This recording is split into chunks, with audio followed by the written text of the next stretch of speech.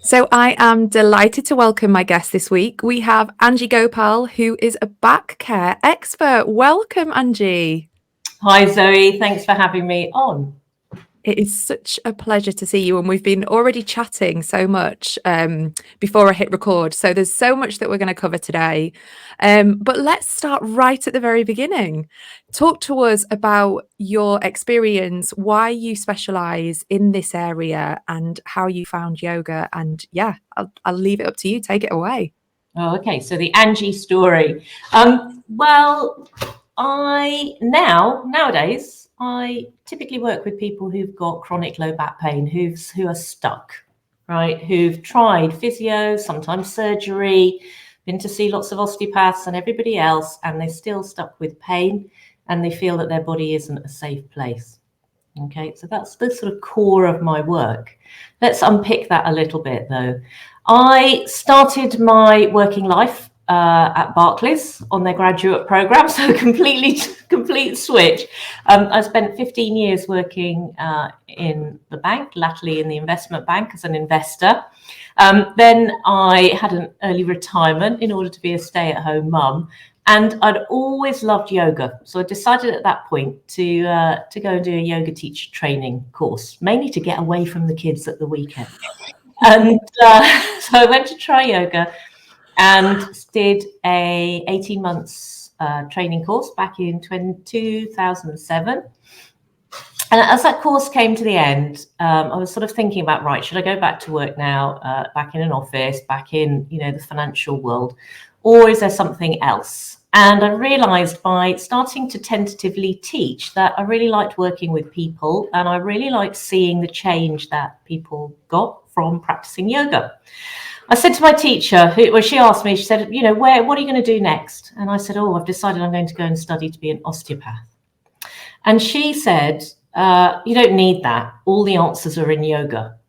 And I scoffed, I must admit. I was like, don't be silly. And so I went off and I did a 5-year master's with 2 small children and trained to be an osteopath. And then when I opened my clinic 8-9 years ago now, after a little while, I realized that actually with the people that came in with long-standing pain, I was doing things that I'd learned in yoga, right? How to move your body safely and gently, how to breathe to reduce tension, big part of being in pain, and how to think about what was really important in your world, right? All of which was really yoga based.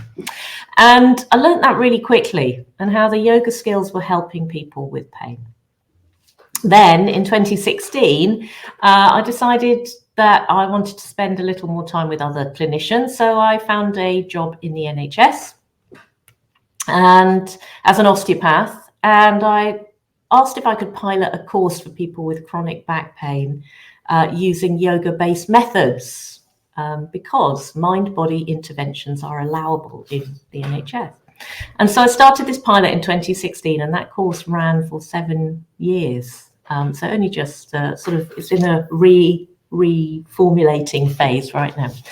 So in a London hospital in central London, working with patients with chronic low back pain. So that's how I've got to being a back care expert. And so in my clinic, in my classes, in the teacher trainings that I run for other yoga teachers and other osteopaths, it's all about bringing together a knowledge of anatomy, of osteopathy, so orthopedic rehab and helping people with pain, and with these magical practices that we have from yoga. Sorry, that was a very long answer. It was a fabulous answer. I mean, you've done so much training, and when you said the 2 small kids, I'm like, wow, so much respect. I'm fascinated though. I'm just gonna go there. Does certain types of yoga create back pain or irritate back pain? So that's a really interesting question. And to be honest, it's, I think, one of the guilty secrets of the yoga world, within yoga teachers and yoga students, that sometimes you come out of a yoga class and your back doesn't feel great, particularly the low back. So yes, it can do. what is there a reason? Obviously, everybody is different. Every class is different. Every teacher is different. So is there a reason for that? Yes, it certainly depends on what the style of yoga is. I've been running courses for several years now for yoga teachers and for yoga students. And so whilst I'd started, I suppose, with my own view of things, my view now is based on, talking to people, seeing a whole, regular stream of teachers, yoga teachers coming through my clinic looking for answers for their own back pain. There definitely is a back pain issue in yoga. So what is it? I think in my mind distilled it down to, number one, all yoga poses aren't good for everybody. I think that's Paul Grilly says in one of his in the Yin Yoga book. Not every pose is good for everybody. So everybody with a capital B. We have to understand what our body is and how it moves, each of us individually, and when I say yoga practice now, we're talking about asana, right? The physical sort of moving of the body, postures. What works for my body and what doesn't? Right? Is there an ideal that I'm trying to strive towards? And actually, is that ever going to be doable in my body? Lots of the pictures we see on Instagram and everywhere else, teachers, sometimes there's a high number of dancers, for example, or people who did gymnastics in their early life who've become yoga teachers because they're self-selecting as a population. They can do these postures and they look beautiful, right?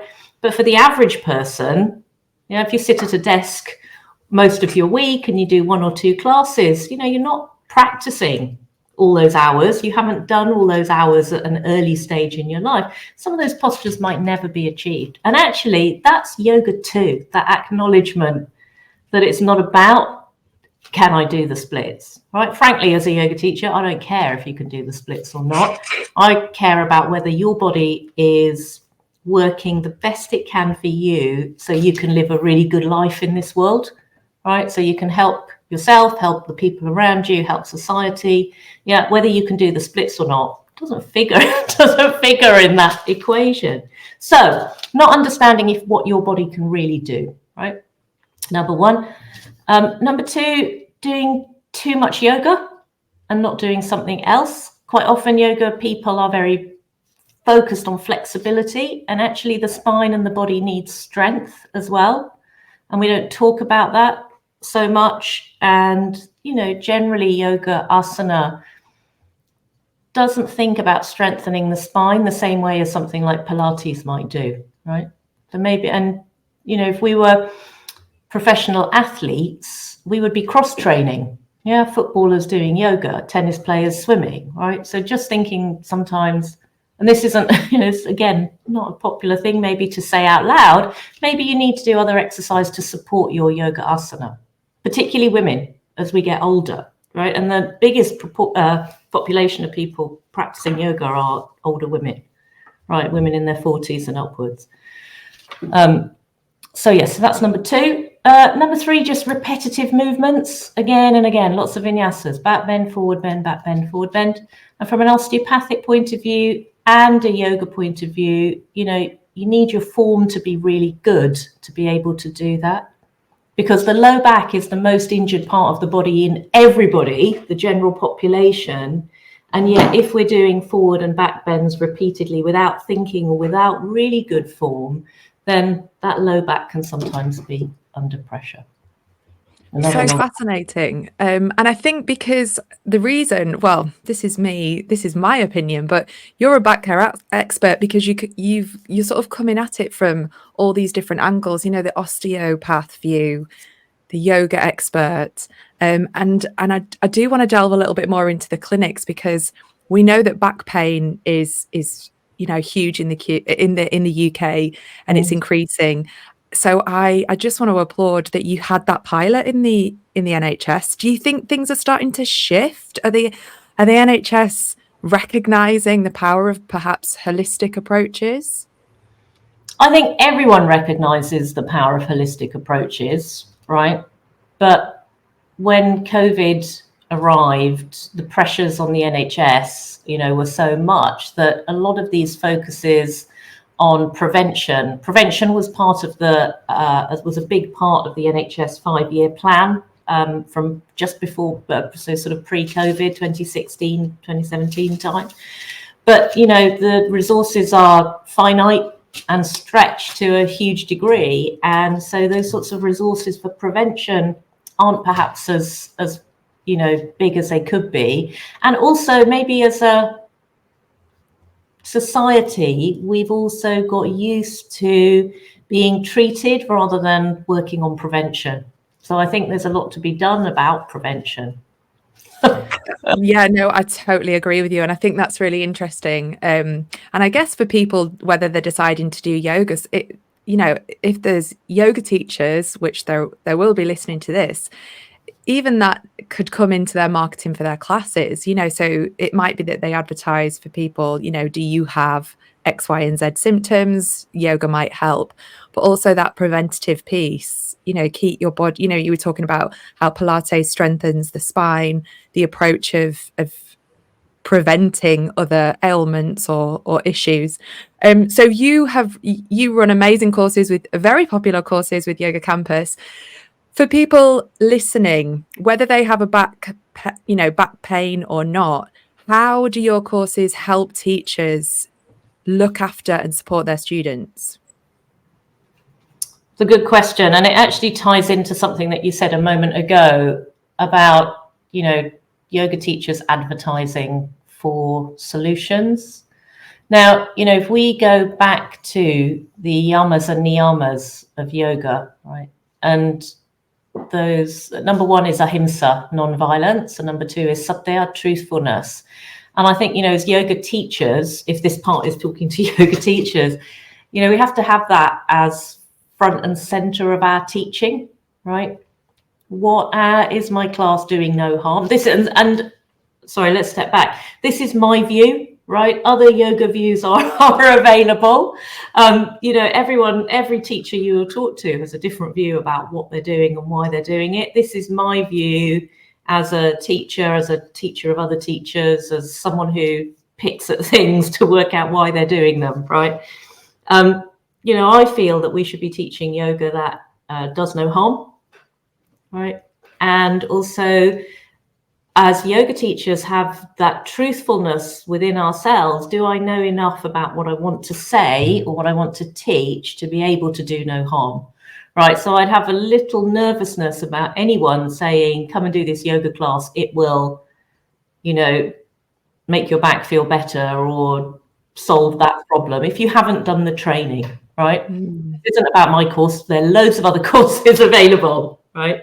But, as a yoga teacher, test your own knowledge, right? Whether it's your own self-inquiry, more important than anything else, go and test your knowledge.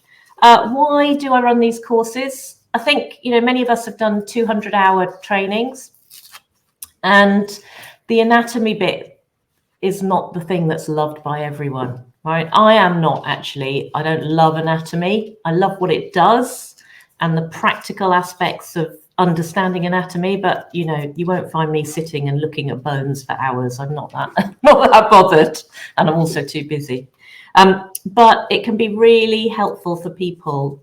The feedback that we've had from the Yoga Campus courses is, you can't really remember your anatomy, and because it's not always that interesting, it's the one bit that we don't go back and revise. So we might think, learn about chakras or prana or whatever else because it's more interesting, but we don't go back and revise the anatomy. So, and I think the other thing that we've found is on the Yoga Campus courses is that lots of yoga teachers, as they progress in their yoga teaching life, both in terms of teaching more, but also normal aging, right? We're getting more aches and pains, or having students who have more aches and pains, and people want to understand how they can help the people that come to their classes, which is great. So that's the objective. Yeah, that's brilliant. And to your point earlier when you talked about that self-inquiry, so if you are getting older, or if you did your 200 hours, years ago, that sort of coming back to explore it almost from a different angle. Your body's changed, your practice has changed. I love that idea of the self-inquiry. So I guess it works for teachers that either, they might have hip or back pain, but to help others is the key. And that understanding, isn't it? Actually really understanding how the body's working. And to your point earlier, again, when you said about that every pose doesn't work for everybody. No, absolutely not. And remember that, so pre-COVID, the number one reason of people going to the GP or taking time off work or taking painkillers was back pain, right? Low back pain. And 40% of adults have back pain, something like 20% at any one time. The numbers vary, but they're always big. And there's no, reason to think that yoga teachers should be immune from that, right? We're just human beings too. We are going to get back pain. So it's important for us to understand, about that. Just as, we also need to learn about menopause or headache or whatever, all the, what are our students facing? But before that, even the step before, what are we dealing with? How can we help ourselves? And then once we understand that, we can help others. So if someone's listening, say they're a teacher and someone comes to class and they've got back pain, have you got any top tips? So what if the students have back pain? Yeah, if the student has back pain. Yeah, I think, well, number one, what are you teaching that day? Is it going to suit them? Do you have to make an adjustment in what you're teaching? You might have come up with the best sequence and class in the whole universe of time, in the whole of time, but actually maybe you have to put that to one side and teach what that person needs, or the whole group needs. Number two, just look at the ways that you ask people what injuries they have. Yeah, so what's going on. You don't need to know chapter and verse, right? Just yoga teachers. But you do need to know what makes it worse, what makes it better. And I think the thing that I say, number one, is pain, work in a pain-free range. Work in a pain-free range. Yeah. My view is that no yoga posture is worth hurting yourself. Yeah. Okay, if you're a yoga teacher and you're desperate to conquer, some sort of posture for the end, whatever it's called, final expression of the pose, by all means, do that in your own time. If you're a yoga teacher, you might have a different risk-reward profile on postures. That's fine. But, with your class, pain-free, work in a pain-free range. And always give people permission to rest, right? Yeah, that's really good advice. And in the course, you talk about how it will improve teachers' confidence dealing with someone that might, be injured. And like you said, what questions to ask and how to ask the questions. Because, some people don't always want to share, do they? So I guess that's great that the course helps with that part of it. Yeah, and I'm sure, we've all had the experience as teachers of you say at the beginning, does anyone have anything I need to know about? No one will put their hand up. And then, 3 weeks later, someone will tell you they've got something that you probably needed to know, about. And that's fine too, right? Students don't want to share things in a group. So we need strategies of how to ask, when to ask, what language to use even to, get the information we need out of our students. So, and, again, when we've done sort of surveys of teachers, we don't always feel comfortable in asking because we're not sure what answers we're going to get. So one of the things that this course does, hopefully, is, equip us to be able to deal with what might come back, right? Even if you just think, I remember that in the course, lots of these words are Latin words, but, the student might say, I've got spondylolisthesis, right? And rather than just panicking, you can go, I've heard of that, yeah. You're not going to solve it, we're yoga teachers, but at least we understand what we're dealing with. Yeah, that makes total sense, because I think a lot of people listening can relate to that.